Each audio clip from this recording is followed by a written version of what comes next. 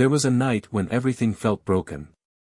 The streets were quiet, the city lights were fading, and a young man sat alone in his small room, staring at the ceiling, wondering if his life would ever change. He had failed in business, lost his savings, and disappointed his family. In that silence, only one thought echoed in his mind: maybe I am not meant for success. He did not know that this moment of darkness would become the first step towards a new life, a life that would inspire millions. He was not born into a rich family. His house was small, his opportunities were limited, and from childhood he was told to adjust and accept whatever life gave him. But inside, there was a fire. He loved reading. Old books, torn pages, second-hand copies from street stalls, anything he could find, he would read. While other children played outside, he sat by a dim light, turning pages late into the night, searching for something he could not explain, a meaning, a direction, a voice that could guide him. One day, while walking through a crowded market with hardly any money in his pocket, he saw a dusty old book lying on a table. The title caught his eye. It was a story about a man who had failed many times but never gave up. Something pulled him towards that book. He picked it up, checked the price, and realized it would cost almost all the money he had left. For a moment, he hesitated. Food or a book? Survival or a story? After a long breath, he chose the book and walked home with an empty stomach but a hopeful heart. That night, he opened the book and began to read. The story inside felt strangely familiar. The main character was not a hero from the start. He was ordinary, confused, and surrounded by problems. He made mistakes, trusted the wrong people, tried businesses that collapsed, and faced humiliation many times. At every failure, he thought about giving up. But each time, something small kept him moving, a kind word, a new idea, a tiny spark of belief. As the young man read these pages, he started seeing his own reflection in the character's journey. The book did not hide the pain. It showed how lonely the path of growth can be. Friends disappear. Relatives laugh. People say, just accept your fate.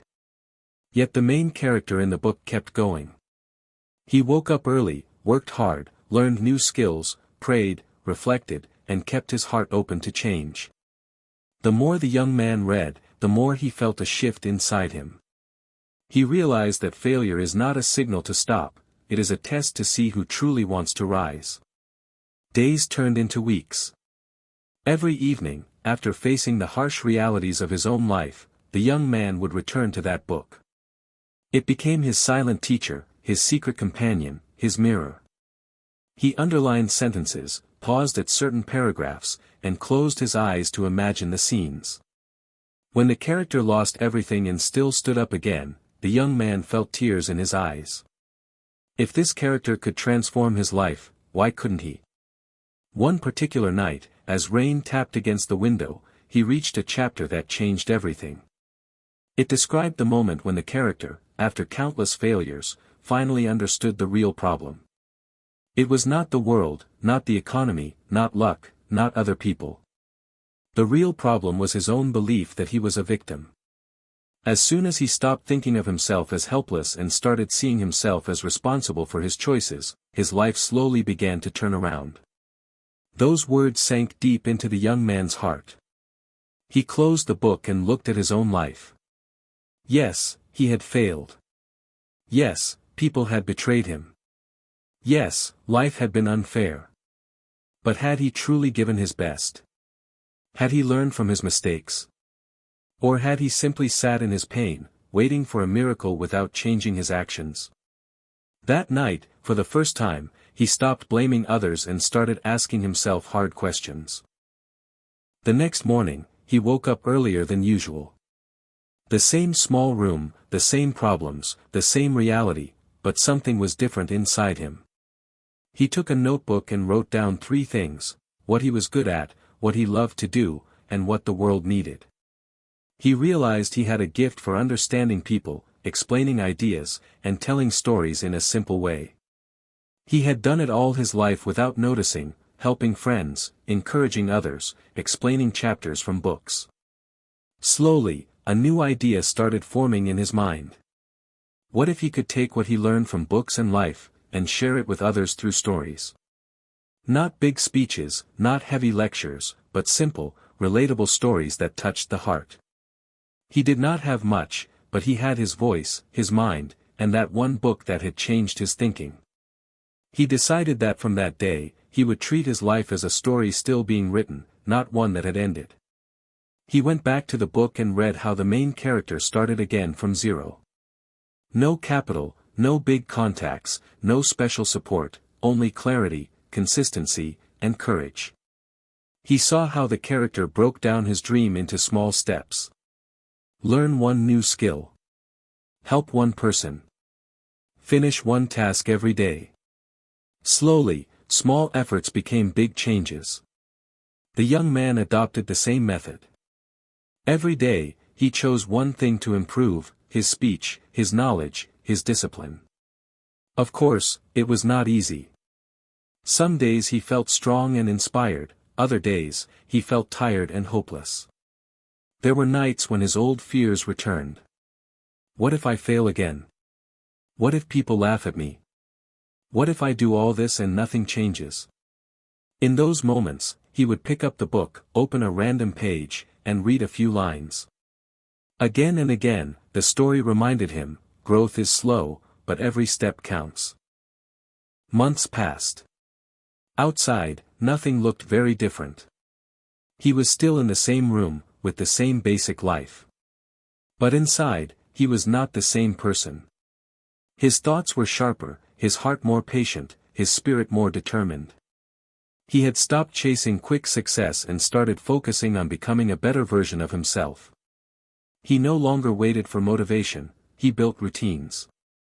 He read more books, took notes, and practiced explaining big ideas in simple words.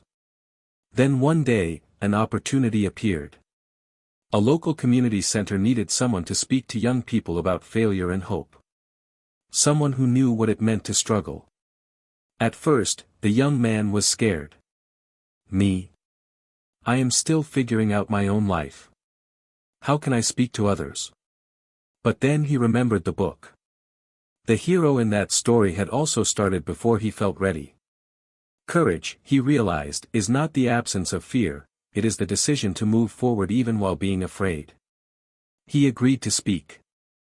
The hall was small, the audience was not huge, but to him it felt like standing on a big stage. His hands trembled as he held the microphone. For a moment, his mind went blank. Then he remembered the first chapter of the book, the moment when the character almost gave up. He began to speak from that place. He told the story of a man who failed many times, who lost everything, who cried alone at night, but who refused to let those moments define his future. As he spoke, the hall became silent. People listened not because his words were perfect, but because they were honest. He shared his own struggles, his fears, and how one book had opened his eyes. He did not pretend to be a hero. He simply said, "If I can stand up again after falling, maybe you can too. If I can change my story, maybe you can start changing yours." When the talk ended, a few young people came to him with tears in their eyes, thanking him for giving them hope. That night, walking back home, he felt something he had not felt in a long time, a deep sense of purpose. His problems had not magically disappeared, but now he knew why he was on this earth. He understood that stories have power. A single story, told with sincerity, can remove darkness from someone's heart, can stop a person from giving up, can plant a seed of courage in a tired soul. He also realized that the book which changed his life was not just a book anymore, it had become a bridge between his pain and his purpose. He kept reading. He kept learning. He kept speaking.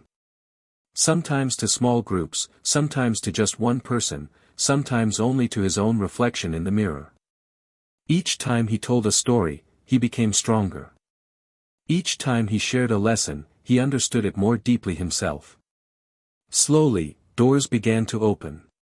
People invited him, recommended him, and shared his words with others. What began in a small, dimly lit room started reaching hearts far away. Years later, when people looked at his life, they saw the highlights, the success, the recognition, the influence. They said, "He is lucky," without knowing the nights he spent questioning everything.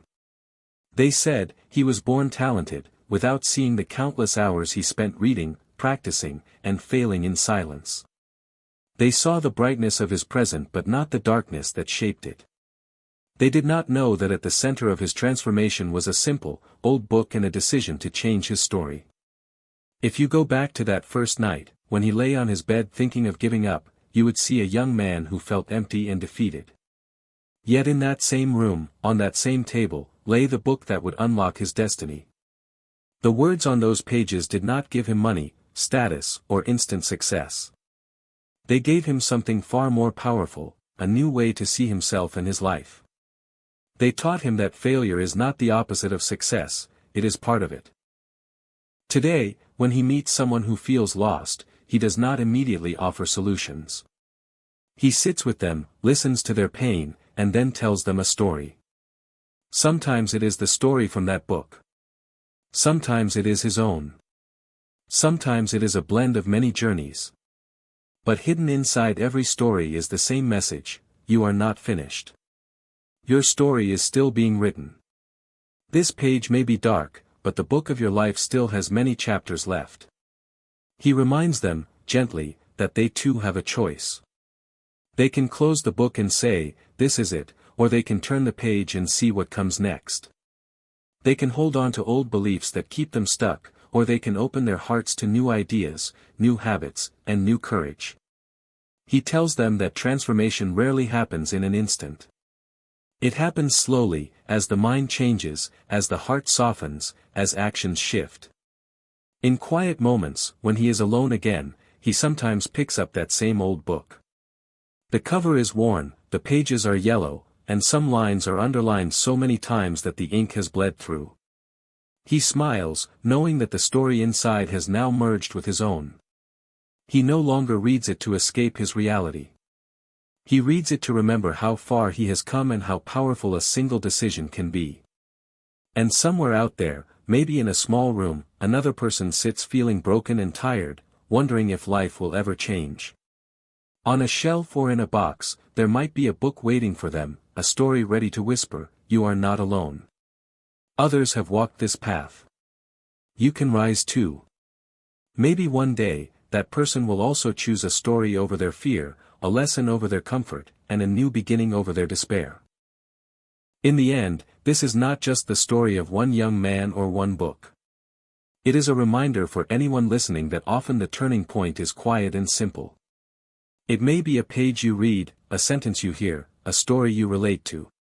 It may not change your life in 1 second, but it can plant a seed. And if you water that seed with effort, patience, and faith, it can grow into a future you never imagined. So if you are listening to this right now, sitting in your own room, facing your own struggles, remember this: you are not stuck in a finished story. You are living in a chapter. You can rewrite your beliefs. You can take one small step. You can seek knowledge, guidance, and wisdom. You can decide that failure is not your identity, it is only your teacher. And like the young man who chose a book over his fear, you too can choose a new beginning today.